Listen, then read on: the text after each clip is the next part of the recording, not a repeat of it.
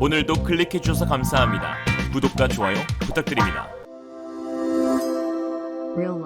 영국의 모든 기업은 중국과의 관계를 끊기 위해 안간힘을 쓰고 있다. 경제와 안보는 따로 분립할 수 없으며 중국이 아닌 새로운 파트너 한국과 손잡아야 한다. 지난 30일 영국에서 충격적인 발언이 나왔습니다. 영국 경제인 연합회 일명 CBI의 사무총장 토니 댕커가 파이낸셜 타임스와의 인터뷰에서 영국 CEO들은 중국과 서방 국가들 간 관계가 더 악화될 것으로 예상해 사업적 연계를 중국에서 다른 나라로 더 많이 옮기기 위해 애쓰고 있다며 이제 영국은 새로운 무역 파트너를 찾고 이전 파트너들과 관계를 회복할 필요가 있다고 답하였습니다. 경제 전문가들은 토니 댕커 사무총장이 말한 새로운 무역 파트너란 한국을 지칭하고 그리고 이전 파트너는 EU 국가들을 지칭한다고 분석하였는데요. 그러면서 토니 댕커는 저가의 중국 상품에 의존하는 것이 과거의 일이라는 걸 깨닫는데 뛰어난 두뇌가 필요하지 않다며 중국과의 무역 규모 축소와 단절을 공식 선언했습니다. CBI는 19만의 영국 기업체와 700만 명의 근로자가 가입된 영국 경제의 모든 분야를 대표하는 연맹으로 토니 댕커 사무총장의 발언은 중국에 적지 않은 파장을 불러일으켰습니다. 중국 공산당 기관지 관찰자망은 최근 영국 정계와 재계에서 중국 위협론을 제기하고 중국을 불신하는 발언을 하고 있다면서 이들이 중국과 단절을 도모한다면 물가 상승 압박으로 인한 영국 국민 고통을 자초해 결국 자멸하게 될 것이라고 경고했습니다.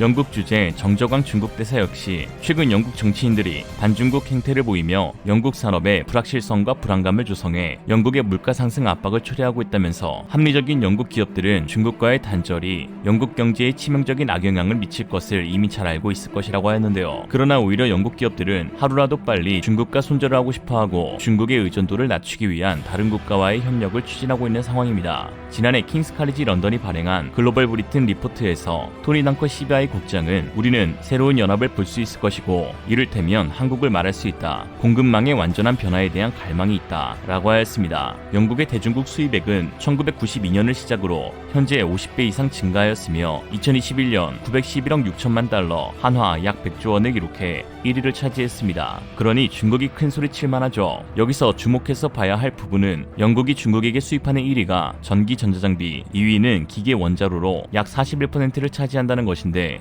이와 같은 주요 수입 품목에서 한국이 대체 국가로 떠오를 수 있다는 분석입니다. 한국은 2015년 이후 줄곧 수출이 감소하다가 2021년 들어 62억 5천만 달러로 급증했는데요. 영국의 대한국 수입 품목 1위는 철도 이외의 모든 차량, 2위는 전기전자장비, 3위는 기계 원자로로 대중 수입 품목이 상당 부분 일치해 영국의 중국 의존도를 해소할 수 있는 대안으로 떠오르고 있는 것이죠. 지난 2월 영국 정부 사이트 공식 브리핑에는 영국과 한국은 무역 풍년에 이어 더 큰 거래를 눈여겨보고 있다는 발표가 게재되었는데요. 이날 한국과의 협상 강화를 위한 토대를 마련하기 위해 한영무역위원회가 주재되었고 당시 영국의 엠마리 트레벨리안 국제무역 장관은 세계 최대 경제대국 중 하나인 한국과의 유대관계를 강화하는 우리의 인도태평양 경제전략으로 기존 무역협정을 기반 삼아 새로운 기술 및 서비스와 같은 분야에서 더 나아갈 수 있어 기쁘게 생각한다라고 했습니다. 그러면서 트레벨리안 장관은 한국은 10대 경제 및 산업 강국으로서 영국 기업들에게 환상적인 수출 및 투자 기회를 제공하고 또한 영국의 인도태평양 지역 전략의 핵심 파트너이다 라고 하였는데요. 이날 양국은 130억 파운드의 무역 관계를 구축할 강화된 거래를 위한 협의안을 발표했습니다. 지난해 8조 원의 2배 이상인 20조 원으로 대폭 상향 조정한 것이죠. 이날 무역위원회에 참가한 영국 기업들의 대표들은 하나같이 모두 한국의 중요성을 크게 언급했습니다. 시어리즈 파워의 최고 기술 책임자 캐럴란 하그로브는 한국의 기업 세아는 2억 6천만 파운드를 투자하여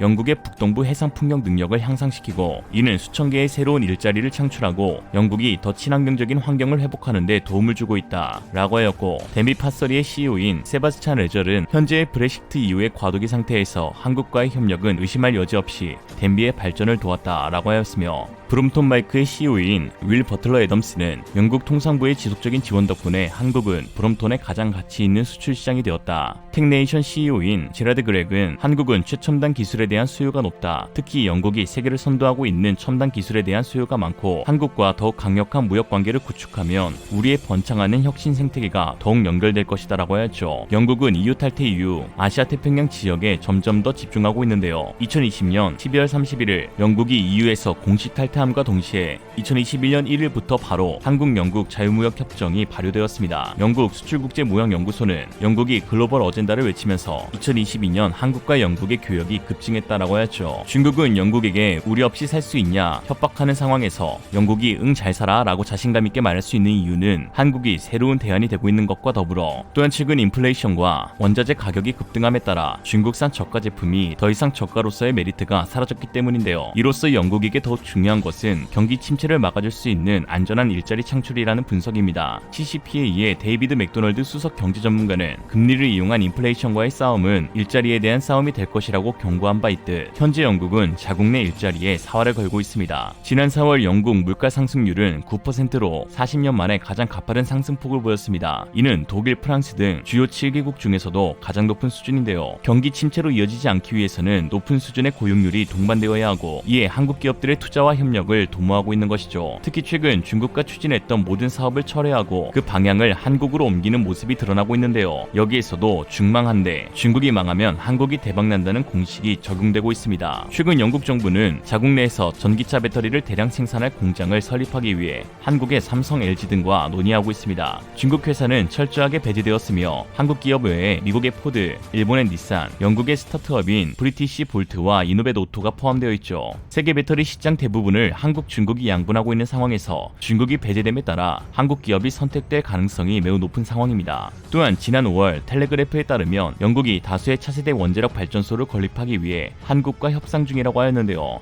매체는 영국이 추진 중인 원전 사업에서 사고방식이 비슷한 민주주의 동맹국과 공조하길 원한다고 밝혔습니다. 그러면서 한국은 원전 24기를 갖춰 세계에서 5번째로 원자력 발전량이 많은 국가이고 원전의 안정적인 전력 공급을 기반으로 한국 반도체 산업이 전 세계적으로 성장할 수 있었다고 하였습니다. 영국이 신규로 건설하겠다고 밝힌 원전 8기 중 이미 사업이 시작된 3기는 프랑스 원전업체 EDF가 수주를 따냈는데요. 문제는 EDF가 파트너사인 중국 핵전집단공사와 공동으로 진행하고 있다는 것입니다. 이에 영국은 에너지 안보와 독립성을 강화하기 위해 중국이 아닌 다른 국가와의 협력을 추진 중에 있는데요. 여기도 한국이 유력한 후보입니다. 특히 콰시 쿠어탱 영국 산업에너지부 장관이 다음 달 8월 방한하는 것도 이와 무관하지 않은데요. 쿠어탱 장관은 영국 언론과의 인터뷰에서 한국 원전은 수십 년간 쌓아온 신뢰성과 경제성을 갖고 있다며 영국 정부는 한국이 가장 최근에 아랍에미리트 바라카 원전을 성공적으로 완공했고 무엇보다 전 세계에서 유일하게 적기에 정해진 예산 안에서 원전을 짓는 능력을 갖췄다는 점을 높이 평가하고 있다고 하였습니다. 영국 장관이 인타임과 인버젯을 강조하는 이유는 프랑스 EDF와 중국 CGN이 진행 중인 사이즈웰 C의 원전 건설 사업이 당초 200억 파운드 10년이란 기간이 걸릴 것이라는 예상과 달리 그리니치 경영대학원의 조사에 따르면 건설에 17년이 걸리고 438억 파운드 약 70조로 2배가 더 들 것이라고 분석하여 영국 정계에서는 이 사업에 대한 비판이 이어지고 있기 때문입니다. 결국 저가라고 해서 진행했더니 웬걸 저가가 아닌 훨씬 비싸기만 했던 것이죠. 중국의 저가는 저가가 아니다. 시진핑 저가. 이밖에 글로벌 반도체 업계에서 화두로 떠오르고 있는 영국 반도체 설계 기업 암 인수에도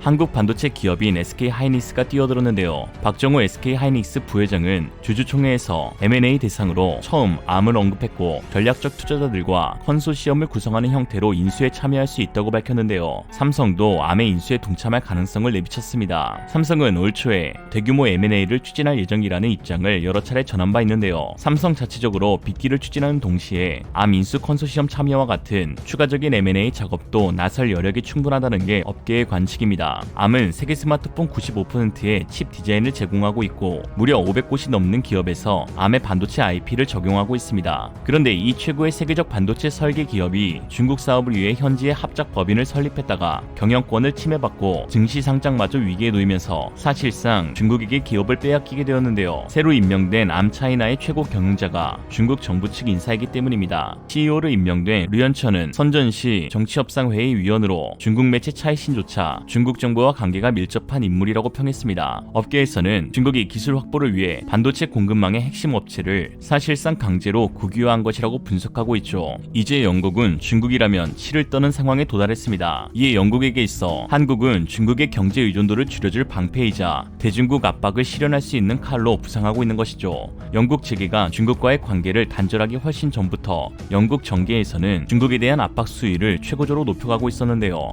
현재 차기 총리 선거의 보수당 후보 경선에서는 중국이 최고 이슈로 부각하고 있는데, 후보에 오른 리즈 트러스와 리시 수낙은 토론에서 누가 더 중국에 대해 강경한 입장을 취할 것인가를 가지고 충돌하고 있습니다. 두 후보 모두 중국을 까는 데는 자신이 최고라고 자부하고 있는데요. 그러면서 서로가 서로에게 네가 더 중국과 친밀한 관계를 추구하고 있다며 비난하고 있습니다. 역시 예로부터 중국을 패는 데에는 일가견이 있다는 영국답죠. 영국 총리 후보 경선을 TV로 보다 혼절하게 생긴 시진핑의 삼행시로 마치겠습니다. 시진핑, 진짜, 핑, 좋댔다. 이상으로 리얼리즘이었습니다. 여러분의 생각은 어떠신가요? 분명하고 지혜로운 여러분의 의견을 지금 댓글로 남겨주세요. 감사합니다.